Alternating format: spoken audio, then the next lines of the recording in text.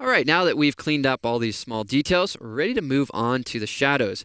Yet before we do so, I just noticed that I neglected to retouch these little flyaway hairs up here. They're pretty small, but nonetheless, I really want to clean those up. So on the same layer, let's press the S key to select our clone stamp tool. We'll lower the opacity here just a little bit. And what we're going to then do is Option or Alt click some nice good background color there and just remove this content. And again, they're really small. You might not even be able to see those, but it would just bother me if I left those in. So I'm going to go ahead and retouch those, and then also just a little teeny blemish down here on the lip that needed some touch-up work. Well, now that we've done that, let's work on shadows. To work on our shadows, let's merge everything to the top. We'll use a shortcut to do that. On a Mac, you press Shift, Option, Command E. On Windows, you press Shift, Alt, Control E. I'm going to go ahead and name this layer Shadows. We'll be merging these layers down later, but for now, let's go ahead and work on this. We're going to go to a blending mode of Lighten. We're going to take our opacity way down, and because we're on a layer, what we can do is use this blending mode to burn or dodge, in this case, dodge, brighten. Option or Alt click in a nice light area and just start to paint over a little shadow. And what you'll see is you can really start to take that shadow out. And we want to do that here and also underneath the eye. So we're just going to Option or Alt click on a nice good area. And this lighten blend mode, what it can do for us is it can just take out the pixels that are darker underneath the area where we are retouching.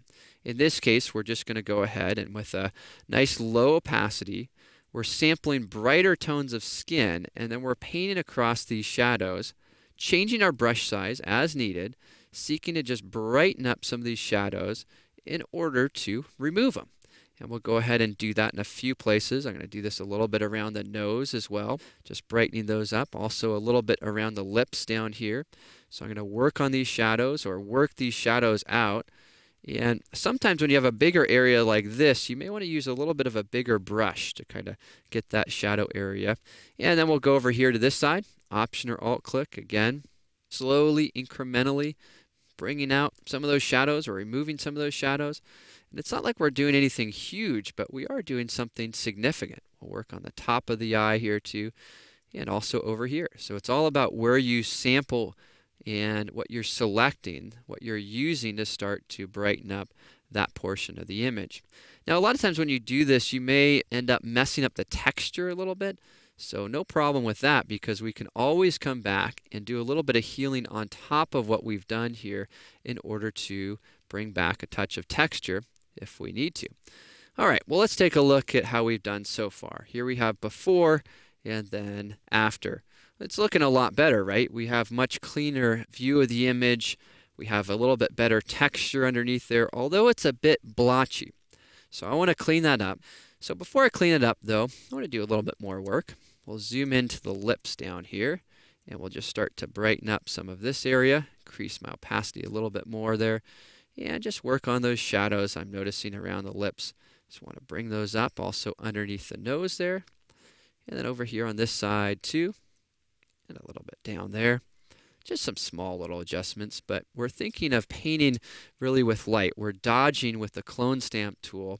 And this is a great technique to use because it's really using content from the image, bringing it into the frame so we have texture in there. We have some kind of skin tone inside of that, and that can help us out. I'm just trying to get in between the eyelids here, working on this. It can help us brighten up these different areas of the photograph.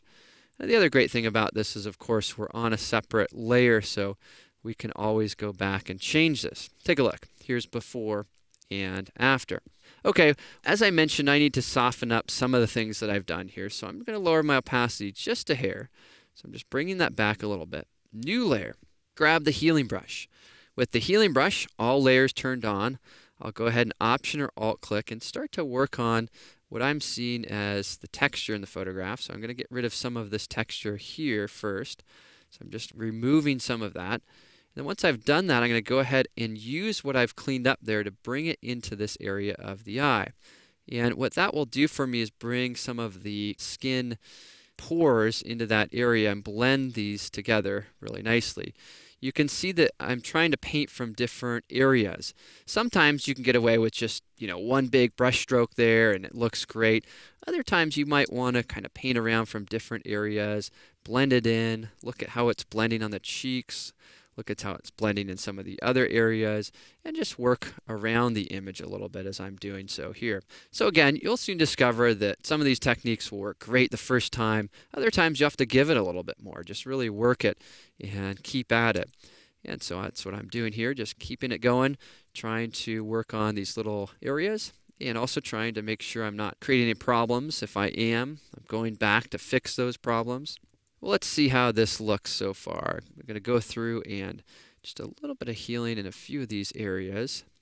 Trying to remove a little bit of the splotchiness I'm seeing in the skin there. Smaller brush, work on the top of the nose as well. We're going pretty well. Bridge of the nose. All right. Well, I think that's probably pretty good for where we're at right now. Let's evaluate how we've done. Here it is, before. Yeah, then after. We've really brought the skin to a completely new place. And this last adjustment layer, what it did for us was just kind of added a bit of powder on top of the image. It really just diffused the skin out. We want to be careful to make sure it all has that same look and feel. And remember, we're going for something that's a bit more surreal. So I've been focusing in on the face. I think the face is looking all right. Yet, I've completely forgot about the shoulder here. So I want to go back to this and just go over this and look to try to clean up some good areas used for sampling, and then just bring out some of the little bumps that I'm noticing. And I want to do that to be consistent because I want to make sure that I have the same type of skin throughout the image. I've also completely forgotten about the wrinkles on the neck. We need to remove those. Even though they're out of focus, we don't need them. They don't add anything to the photograph. So we're going to go ahead and remove those. Same technique, just using the healing brush, going back and forth over the areas multiple times in order to get those out. Nice small little brush here. Look to bring some of that wrinkle detail out. Looking pretty good. A little bit bigger brush. Change your brush size with your bracket key. Right bracket key is bigger, left bracket key is smaller. And we're just looking to try to take some of that out there. All right. I think we're going in a decent direction here. Let's zoom out a little bit, see how the image is looking. So far, so good. Here is our before and then our after. Very nice.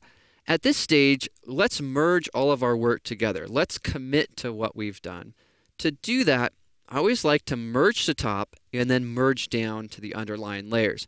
Just in case I have any opacity changes, because sometimes I'll make changes and then I just bring my opacity back a little bit, to get some of the original file in there. And a lot of times that happens, like on this layer, or maybe even this layer. We'll just take this back a touch here. In those cases, you click on the topmost layer. Then you press Shift, Option, Command E on a Mac, Shift Alt, Control E on Windows.